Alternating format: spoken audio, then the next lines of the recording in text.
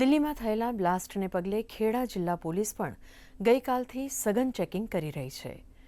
જિલ્લા પોલીસે night patrolling કરીને હાઈવે, ગેસ્ટ હાઉસ અને હોટલ સહિતની જગ્યાઓમાં તેમજ તમામ ચેકપોસ્ટ ખાતે સઘન ચેકિંગની કામગીરી શરૂ કરી છે.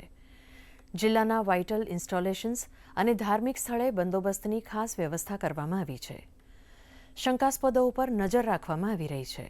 સોશિયલ મીડિયા ઉપર પણ શંકાસ્પદ પોસ્ટિંગ ન થાય તે માટે સાયબર સેલ મોનિટરિંગ કરી રહ્યું છે.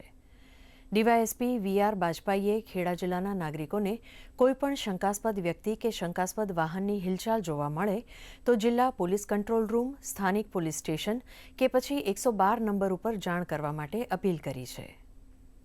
તરફથી જિલ્લાના તમામ પોલીસ સ્ટેશનોમાં જે આંતર જિલ્લા ચેકપોસ્ટો છે તેની પર સઘન વાહન ચેકિંગની કામગીરી હાથ ધરવામાં આવેલી.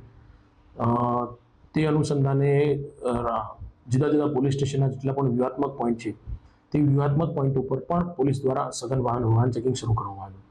સાથે સાથે શંકાસ્પદ ઈસમોની જે પ્રવૃત્તિઓ છે તે બાબતે તકેદારી રાખવા માટે જિલ્લામાં આવેલી હોટલ, ધર્મશાળા અને ગેસ્ટ હાઉસોનું પણ ચેકિંગ હાથ ધરેલું.